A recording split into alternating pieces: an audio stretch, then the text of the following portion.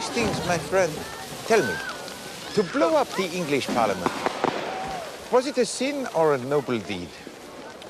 Oh, it's no good asking me, old son. I was never much of a one for politics. Where's Mrs. Japp tonight, then? She can't abide fireworks. Ah, the noise disturbs the delicate sensibilities of many ladies. Maybe, maybe. I think it's more that she doesn't like to see people enjoying themselves.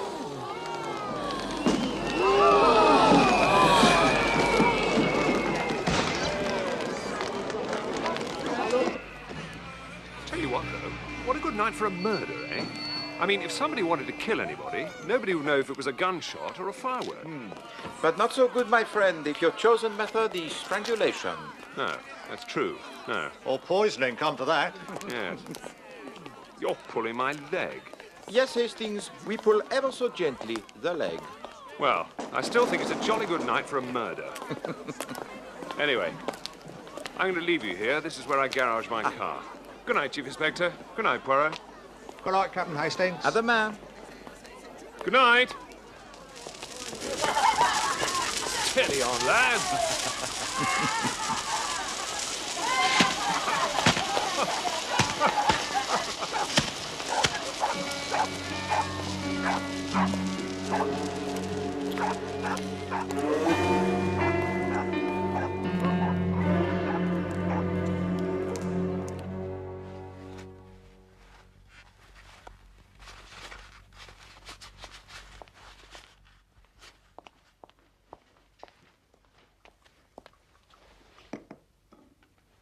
You won't forget your dental appointment at 11, will you, Mr. Poirot?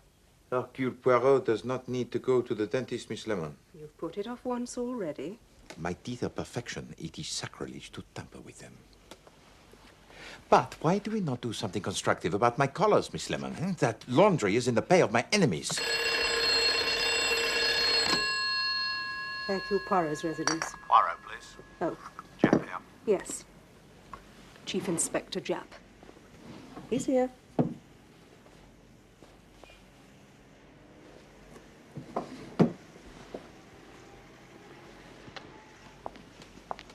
Good morning, Chief Inspector Japp. Here's a strange thing, Poirot. You remember how we stopped at the end of Bardsley Garden Mews last night, where your friend Hastings keeps his car? And Hastings was saying about how the sound of a shot could be covered by the noise of a firework? Yes. Well, someone did it. Really? Not murder, looks like suicide. But they're not entirely happy about it. I'll meet you there in 1 hour. Cancel all my appointments for this morning, Miss Lemon. But I... Good of you to spare the time, Poirot. No, not at all. But I hope you appreciate, my friend, the urgent business I have had to cancel to be here. Oh, really? Oh, yes.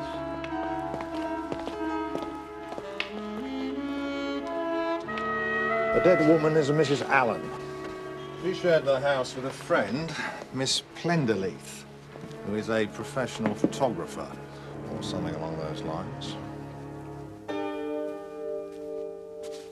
Miss Plenderleith was away in the country, but when she came home this morning, she finds her friend's door locked. She knocks and calls, but can't get any answer. In the end, she gets really alarmed and calls police. 10:45, our lads break the door down, and there's Mrs. Allen lying in a heap on the floor, shot through the head.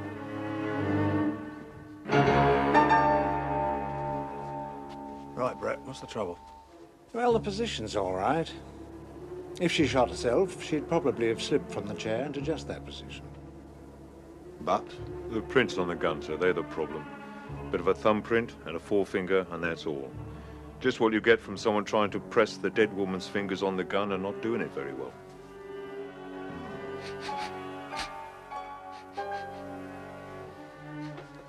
Gun in left hand, wound on the left side. Presumably she was left-handed. See, it looks as though she's holding the gun.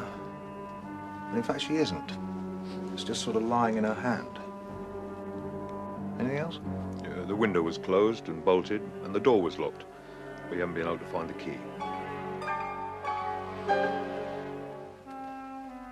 What's this then?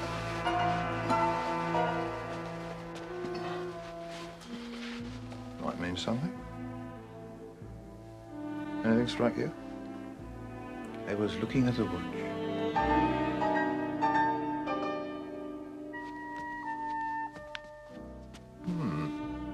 Expensive by the look of it.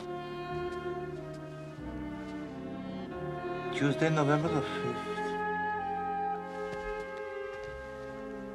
How long has she been dead? She died at about 11:30 last night.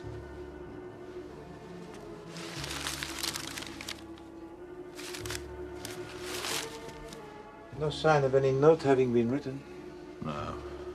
Seems to me all we've got to go on at the moment is the missing key. If the key was here, we wouldn't hesitate. Suicide, we'd say.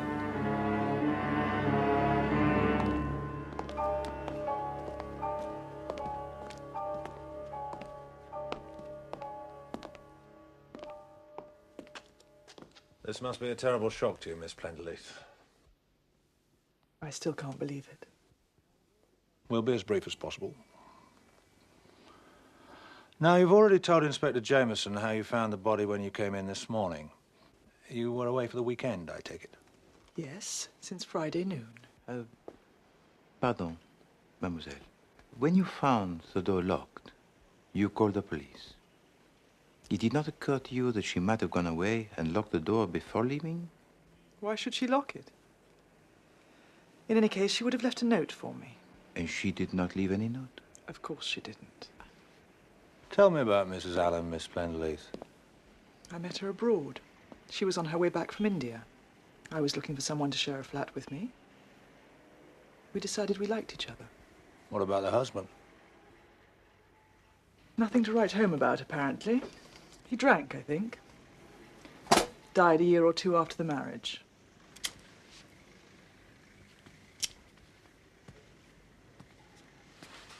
Do you know if Mrs. Allen was in any financial difficulties? No, I'm sure she wasn't. Did she have any particular man friend? Or men friends? She was engaged to be married again, if that answers your question. What's the name of the man she was engaged to? Oh, my God. I haven't told Charles. Who is Charles, miss? The man Barbara was engaged to. Charles Laverton West. He's MP for some place in Hampshire. I should have phoned him. We'll go round and see him. But there'd be no quarrel between them as far as you know. I'd be very surprised. Barbara wasn't the quarrelling kind. What is your own opinion of Monsieur Laverton West, mademoiselle? He's young, ambitious, a good public speaker, means to get on in the world. And on the debit side? Well, in my opinion, he's commonplace and rather pompous. Those are not very serious faults, mademoiselle. Oh, you don't think so? Well, they might be to you, but to Mrs. Allen, no. She would not notice them.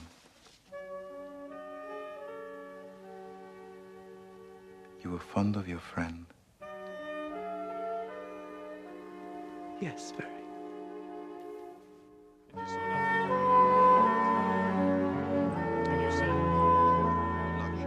I know this must be upsetting for you, Miss Plenderleith, but there are just one or two more questions I'd like to ask you. Mrs. Allen was left-handed, wasn't she? Left-handed? No, I don't think so. No, I'm sure she wasn't. Really? You see, Mrs. Allen was shot in the left temple, and the gun was in her left hand. Didn't you notice that when you found the body? No, I didn't. It was so horrible, I didn't notice anything. That's understandable, miss. But it seems highly unlikely that a normally right-handed person would shoot themselves left-handed. Have you ever seen this before? No, It's not yours nor Mrs. Allen's? it's not the kind of thing normally worn by our sex, is it? Oh, so you recognize it? I don't recognize it. I recognize what it is, though. It's half of a man's cufflink. Hastings? Once we've got this filter screwed down good Hastings! tight, we can put the new oil in and she will run like a well-oiled clock. Hastings! Hello?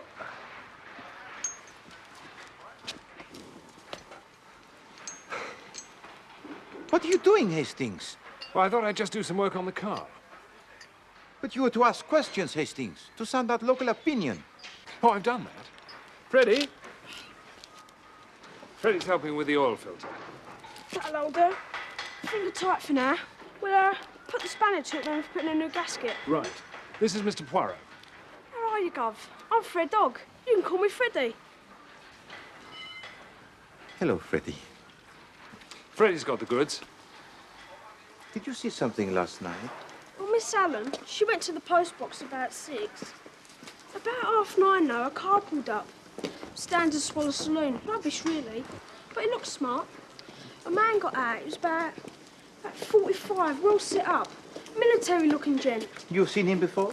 Yeah, a couple of times. Dark blue overcoat, toothbrush moustache. He was in there for about an hour. I saw them come out together. So you saw him leave?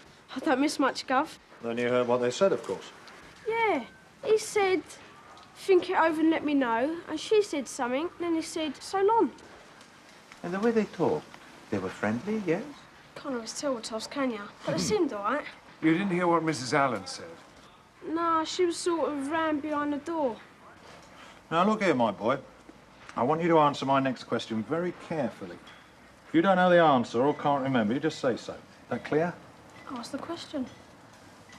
Which of them shut the door? Mrs. Allen or the gentleman? I think the lady did. No, she never. It was him. He pulled it to with a big bang and then got into the car really quick. Yeah. Here you are, my boy. You seem a bright kind of shaver. Here's 6pence for you. That's very kind of you, sir. But you couldn't see a way to making it shilling, could you? Go on, clear off.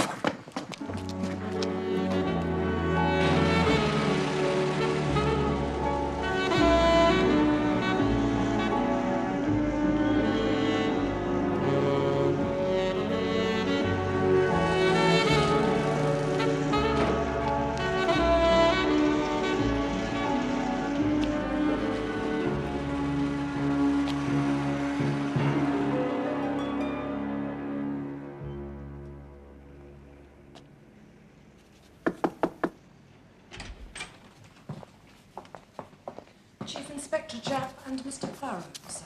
Good day, gentlemen. To what do I owe this pleasure? No great pleasure, sir, I'm afraid. No? We brought some bad news. Go on.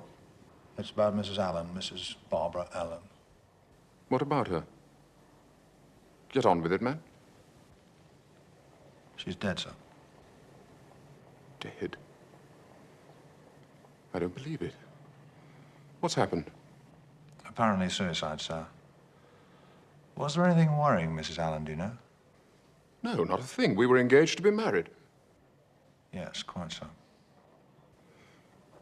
I can't believe it. Dead. How? Shot, sir. Shot? Good God, I hope the newspapers haven't got hold of this. I couldn't say, sir. I wonder if I could just ask...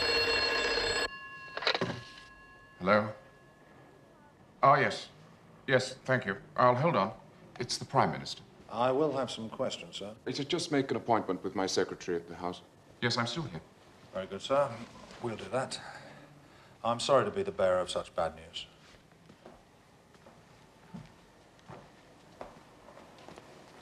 Pardon, monsieur. Allow me to express my deepest sympathy at your loss. Yes, right, thank you.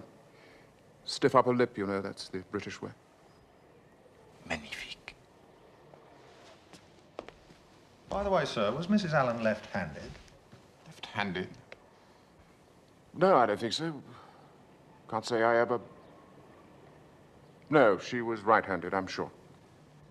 Ah, Prime Minister. No, not at all, Prime Minister. Yes. Yes, everything's ready for you.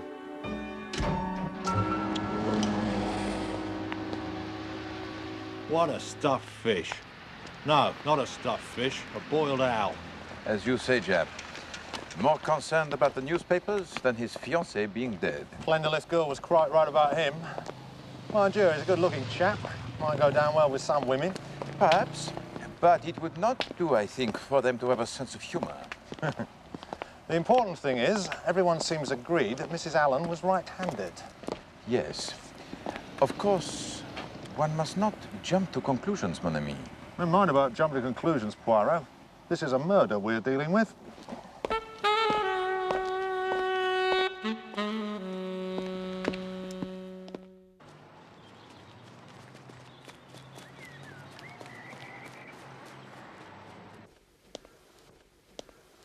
To the Bulldog Breed Laundry.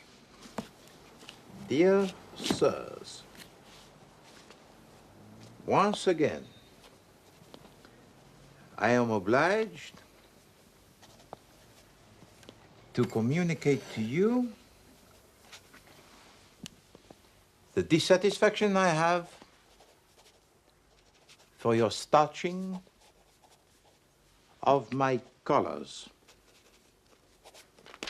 I refer to my instructions of the 2nd of March, 1935, and subsequent letters.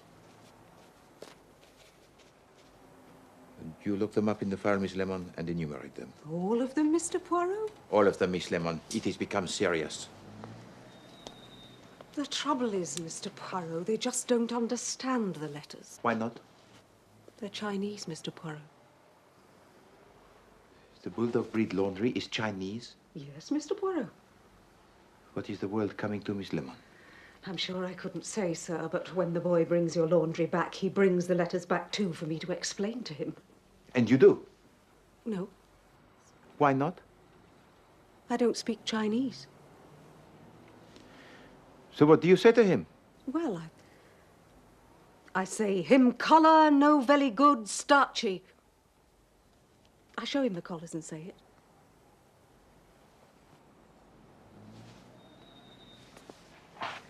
Hastings, my friend, you spent some years in China, did you not? No, absolutely. Fine fellows, fine fellows. Did you ever have any trouble with your laundry? Yes, I did, as a matter of fact. And what did you say to them? Well, I said, him collar no very good starchy. That's where I got it from, sir. I asked the captain knowing he'd been in the East. But Hastings, my collars, they do not get any better. No, mine didn't either, now I come to think about it. Miss Lemon.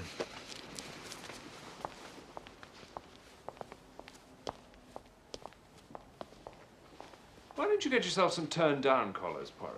They're much more the thing, you know. The thing, Hastings? Do you think Poirot concerns himself with mere thingness? No. No. No, I see that. The turned-down collar is the first symptom of decay of the grey cells. It's Chief Inspector Japp, Mr. Poirot. Well, she's out of it. Good morning, Chief Inspector Japp. Yes, well, good morning. Now, who is out of it? Plenderleith. She was playing bridge in Essex up to midnight. We've got to give up any idea of her being concerned in the business. A disappointment, Japp. You are still convinced we are dealing here with a murder? No doubts about it. Something I've been meaning to ask you, Poirot. What was that you were sniffing at in the room when we first examined the body? Sniff, sniff, sniff. You got a cold, have you? No. I always thought the little grey cells were in your brain. Don't tell me your nose cells are superior to everyone else's, too. By no means. It was merely cigarette smoke. I didn't smell cigarette smoke.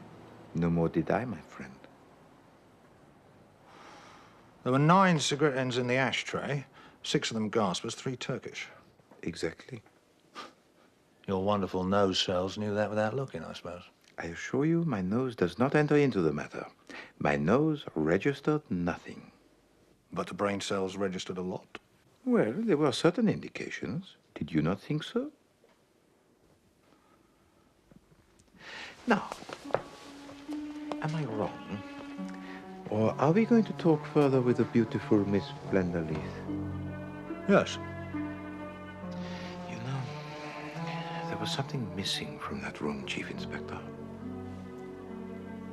But also something added, I think. You know what's worrying me, Poirot? Yes? Yes? What do you mean, yes?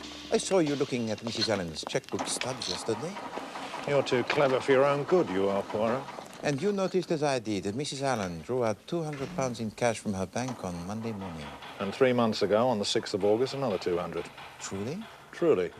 And there's no £200 in this house that my lads could find. I'm afraid, Miss Plenderleith, that we are no longer treating this as a case of suicide. Suicide? You see, being as how your friend was in no way, shape or form likely to commit suicide, we have to consider the alternative, murder. Murder? Are you sure? How horrible. Horrible, perhaps, mademoiselle. But impossible? I suppose it's possible. And if there was a murder, there would have to be a motive. Ask me any questions you like. But I don't see how I can help you. On Monday night, Mrs. Allen had a visitor. He's described as a man of 45, military bearing, toothbrush moustache, smartly dressed and driving a standard Swallow Saloon car. Do you know who that is? Sounds like Major Eustace. Who's Major Eustace? He was a man Barbara had known in India. He turned up about a year ago, and we've seen him on and off since. He was a friend of Mrs. Allen's. He behaved like one. Would it surprise you, Miss Plenderleith, if I suggested that this man was blackmailing Mrs. Allen? Of course. So that was it. Of course. You find the suggestion feasible, mademoiselle? I was a fool not to think of it. I wish she'd told me. I'd have told him to go to the devil. But he might have gone, might he not, to Monsieur Laverton West. Yes. Yes, that's true. Which room do you think Mrs. Allen would have received her visitor in? Oh, probably in here. On the other hand, if she wanted to write a cheque or anything of that kind, she'd probably take him upstairs. There was no question of a cheque. Mrs. Allen drew out £200 in cash on Monday. So far, we've not been able to find any trace of it in the house. But I'd like to have just one more look round, if I may. Look anywhere you like. Thank you.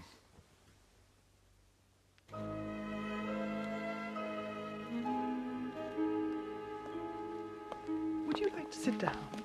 Thank you.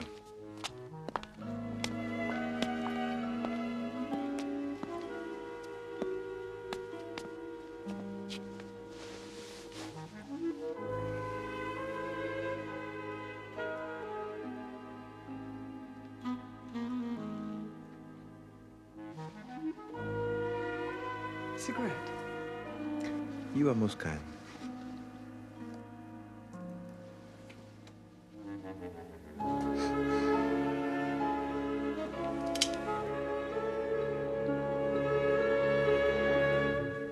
This cupboard under the stairs, Miss Plenderleith. It's locked. Yes, I've already found that out. Could I have the key, please? I don't know where it is. Oh, that's too bad. Don't want to have to break the lock. No. It might be upstairs.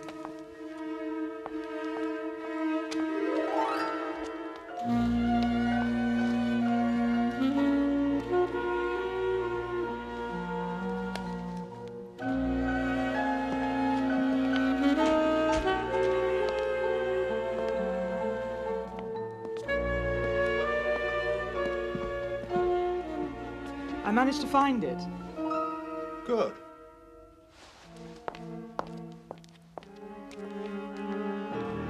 We keep it locked. Otherwise one's umbrellas and things have a habit of getting pinched. Very sensible.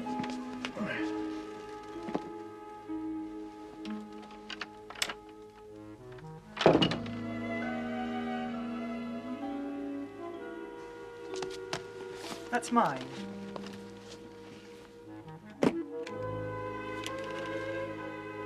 It came back with me yesterday morning, so there can't be anything there. Just as well to be on the safe side.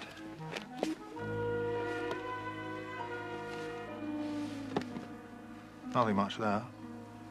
No, well, there couldn't have been, could there?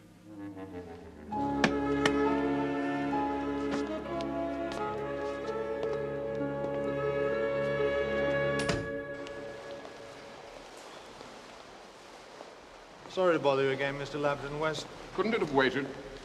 This sort of inquiry is often inconvenient, sir. I don't mind the inconvenience if I see the results. Have you any idea yet, Chief Inspector, what caused Mrs. Allen to take her own life? Well, perhaps it will be more understandable, sir, if I tell you that it was not suicide, but murder. What are you talking about? Have you any idea, Mr. Labden West, who might have any conceivable motive? No. It's bizarre. The mere idea is unimaginable. She never mentioned any enemies? Anyone who might bear a grudge against her? Never. Do you know Major Eustace? Eustace? Eustace? Oh, yes, I remember. I met him once at Barbara's. Mrs. Allen's. Rather a doubtful type, in my opinion. I said as much to Mrs. Allen. He wasn't the sort of man I should have encouraged to come to the house after we were married. Look, I've got to get dressed. What did Mrs. Allen say to that? She quite agreed. She trusted my judgment implicitly. And, naturally, as my wife, she would have found a good many of her old associates, well, unsuitable, shall we say? Quite. What can you tell me about your own movements on the night of November the 5th, sir? My movements? My movements? Purely a matter of routine, sir. We have to ask everybody. I should have thought a man in my position might have been exempt. It doesn't work quite like that, sir. Very well. Let me see. I was at the House of Commons. Left about 10:30, went for a walk along the embankment. Watched some of the fireworks. Lucky there aren't any plots like that nowadays. Then I walked home. What time did you arrive? Somewhere about 11:15, 11:30. Perhaps someone let you in? No. Did you meet anyone whilst walking? No.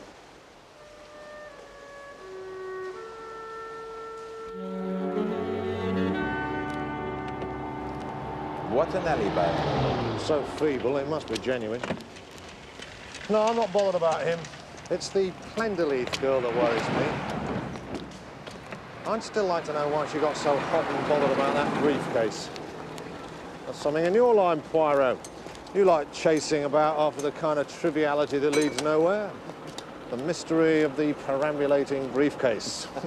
Sounds quite promising.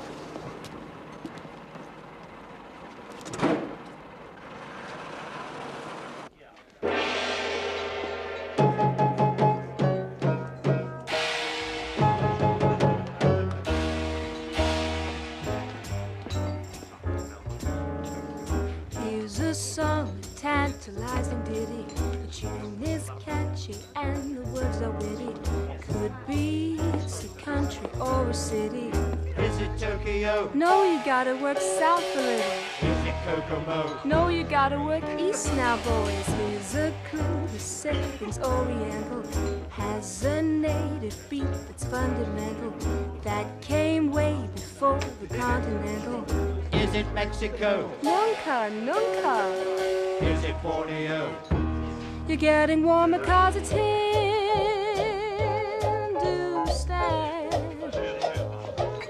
Where we stop to rest our tired caravan.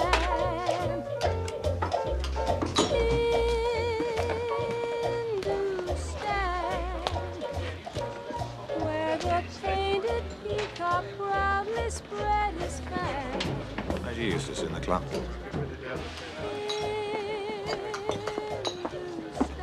Major Eustace. Yeah? Chief Inspector Japp, Scotland Yard. Oh, yes? Drink. No, thank you, sir. Might we have a word? Yes. Shall we go over here?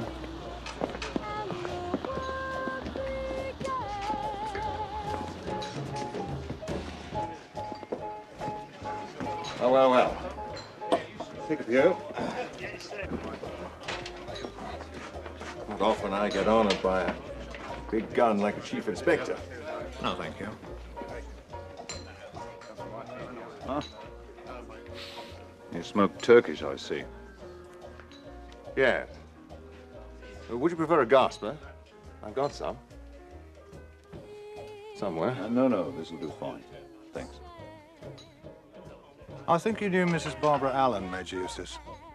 Ah, yes. Very sad business. I saw it in the paper last night. You met her out in India, I believe. Yes. That's some years ago now. Did you also know her husband? No, as a matter of fact, I never came across Alan. But you know something about it. I heard he was by way of being a bad hat. Of course, that was only hearsay. Mrs. Allen never spoke about it. Never. What I want to know is, did you see Mrs. Allen on the night of November the 5th? Indeed, I did. You called at her house, I think. That's right. She asked me to advise her about some investments. She gave no hint about contemplating suicide. Well, not the least in the world. As a matter of fact, when we said goodbye, I said I'd ring her up soon and we'd do a show together. You said you'd ring her up. Those were your last words? Yes. Curious. I have information that you said something quite different. My information is that what you actually said was, well, think it over and let me know. Not quite the same thing, is it? Well, I think what I said was that she should let me know when she was free. I mean, you can't expect a man to remember word for word. Excuse me, Major. Deirdre says we need some more gin from the cupboard. Ah. Get a couple of bottles out, will you, Trevor? Right. You own this place, do you, Major Eustace? Wish I did. Little gold mine, this.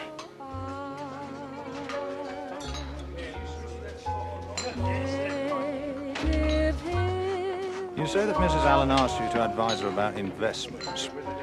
Did she by any chance entrust you with a sum of £200? What the devil do you mean by that? Well, Mrs. Allen drew out the sum of £200 in cash from her bank. Some of the money was in £5 notes. They can be traced by their numbers, of course. Well, trace them, then, and be damned to you.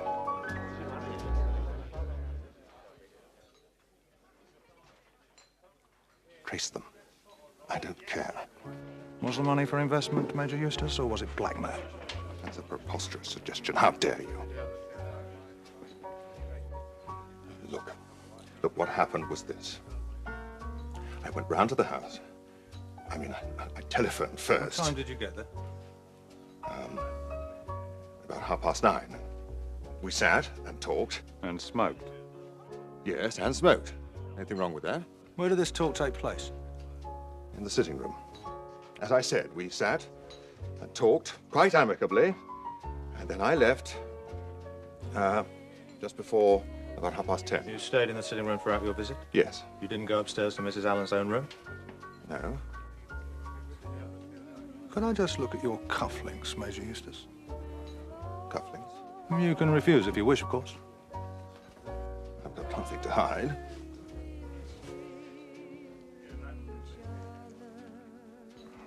When did that happen? What? Well, one of them's broken.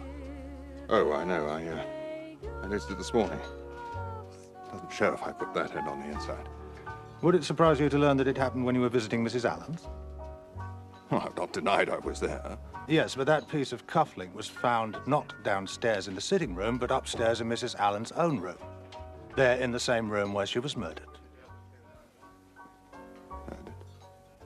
Yes, and where a man sat smoking the same kind of cigarettes that you smoke. Are you trying to frame me?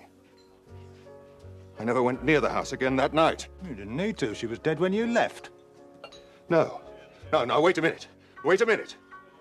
You've got someone who heard me talking to Barbara on the doorstep. You said... They heard you talk to her, then pretend to wait for her to answer and then talk again. That's an old trick. Oh, my God, it isn't true. Robert Erskine Eustace, I must ask you to accompany me to the police station.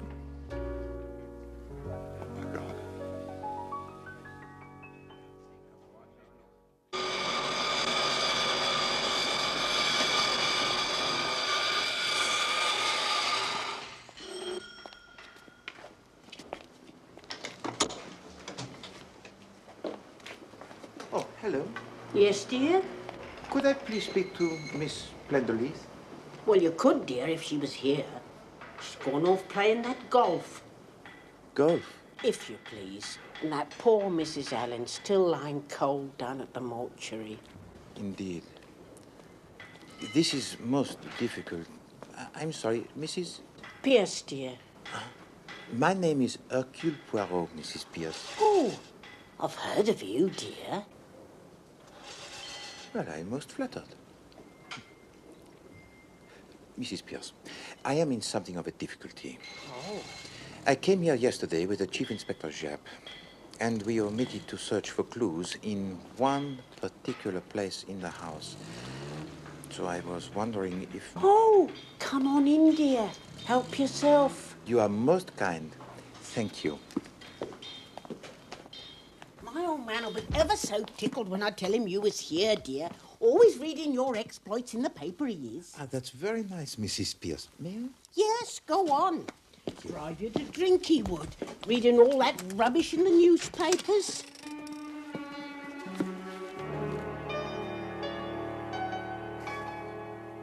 Mrs. Pierce, where does Miss Plenderleith go to play the golf?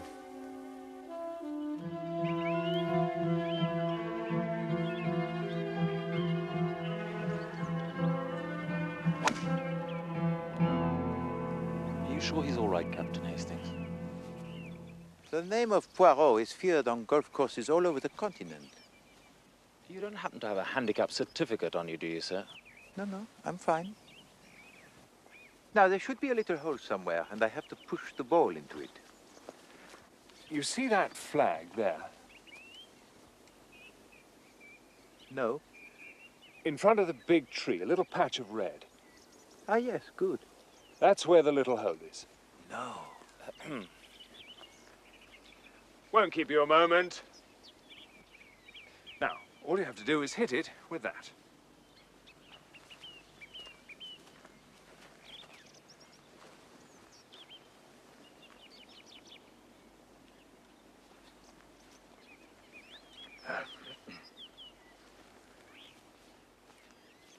Go ahead. Easy does it. Am I allowed to hit the flag? Oh, yes, that'll be fine.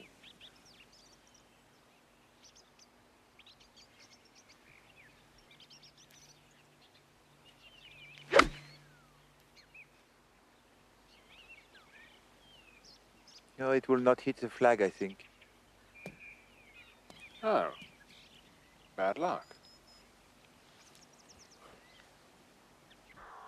Hastings, how will we ever catch up with Miss Plenderleith if you take so many hits each time? Well, we can't. She started out an hour and a half ago. We might see her coming back on one of the parallel holes. I do wish you'd stop rummaging around in the dustbins. Ha. Not another one. Number 3, Hastings. Someone's having a bad day. People do break clubs, you know. Well, 3 clubs in 3 holes? Well, what then? Well, Miss Plenderleith is getting rid of some golf clubs in a place where she thought they would never be noticed.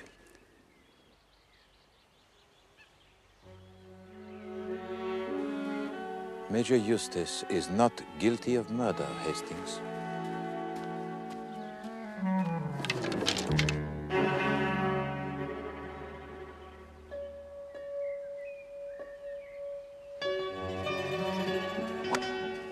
Lost your ball again, Poirot? Shh! Keep out of sight.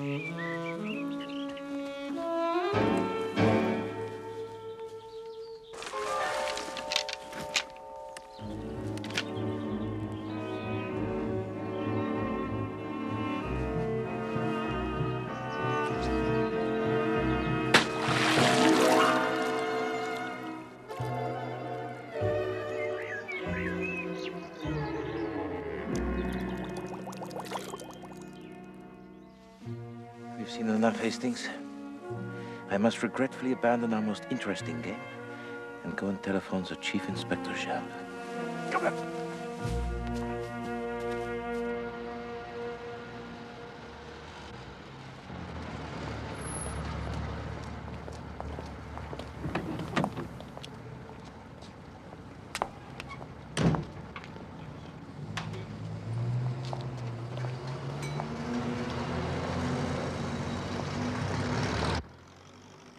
Why? Why would a presumably sane young woman want to throw an expensive case into a lake with just 2 magazines in it and a couple of stones to make sure it sank? You need worry no longer. The answer is coming. And why break up a perfectly good set of golf clubs? I don't mind telling you, I lay awake last night worrying about it. Mon pauvre Japp. Miss Plenderleith, Mr. Poirot. Thank you, Miss Lemon. I'm sorry I'm late. I've just come from Barbara's funeral. It was so good of you to come. Please sit down, mademoiselle.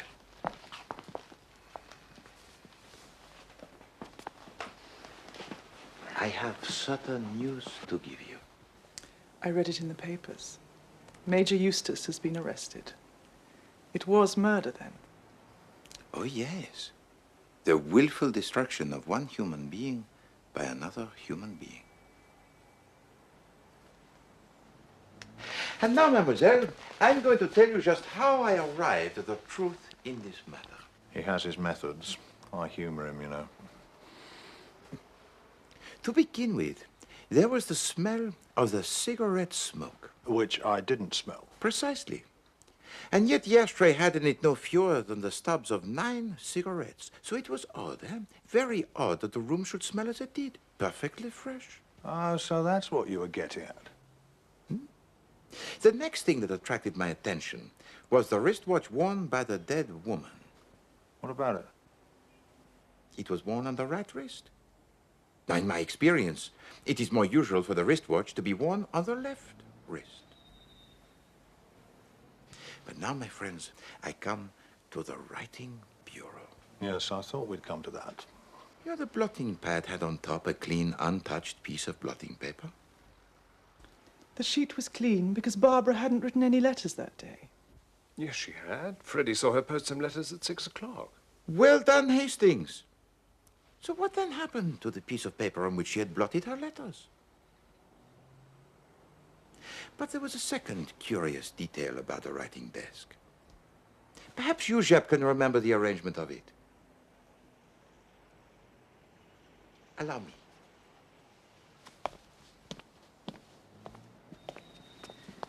Inkstand and blotting pad in the center. The pen tray to the left. The calendar and the quill pen to the right. Eh bien? Yes? Ah, you do not see. The pens for use were in the pen tray on the left. Is it not more usual to find the pen tray on the right, more convenient for the right hand? So, I made myself a picture, Japp. A picture of Miss Plenderleith arriving home after the weekend. A picture of Miss Plenderleith opening the door and finding her friend lying dead with a pistol clasped in her hand. Barbara? Her left hand, naturally, since her friend was left-handed. In spite of everything Miss Plenderleith has done to convince us that her friend was right-handed. There is also a note addressed to you, mademoiselle. It was, I fancy, a very moving letter about a young, gentle, unhappy woman driven by blackmail to take her own life. I think almost at once the idea flashed into your head. Let him be punished. You take up the note and the top sheet of blotting paper. Then you go downstairs and light the fire and drop both into the flames.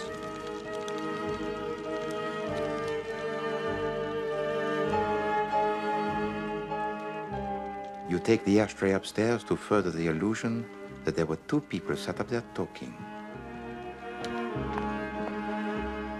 you also have a lucky break. You discover a fragment of Major Eustace's cufflink in the sitting room. You take that upstairs too. You expect that to clinch the matter.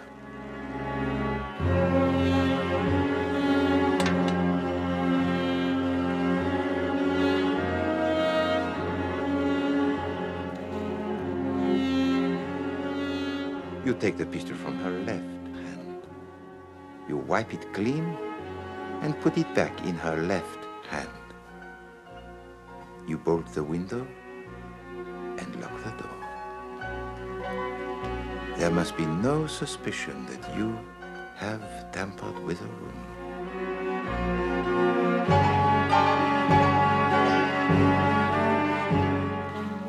And so it goes on. Oh yes, mademoiselle, it was clever. A very clever murder. For that is what it was. The attempted murder of Major Eustace. It wasn't murder. It was justice. That man hounded Barbara to her death. Poor kid. Just because she got involved with some married man in India and had a baby. When the child died, she came back to England. She met Charles and fell in love with him. God knows why, the pompous little tick. And then that devil Eustace turned up from India. If you'd read that letter she left me, you'd understand why I did what I did. She loved Charles, she said. She couldn't live without him. But for his own sake, she mustn't marry him. She was taking the best way out. I wish you'd seen that letter. And you call it murder. Because it is murder. The man you wish to trap is already in prison. Do you really wish to destroy him? Do you really wish to destroy the life, the mind of any human being?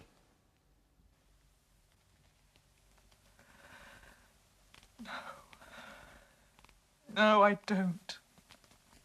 I wish I did. But I don't.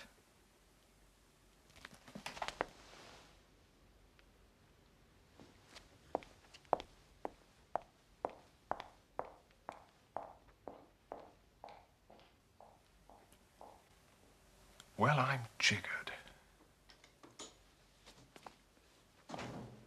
Not murder disguised as suicide, but suicide made to look like murder.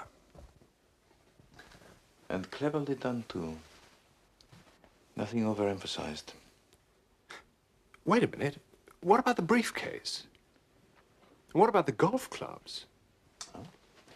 Well, they were Mrs. Allen's. You see, Jane Plenderleith had to convince us that her friend was right-handed if we were to believe she had been murdered. With the golf clubs, they were the left-handed. Of course. And when she opened the cupboard, she tried to focus our attention on the wrong object.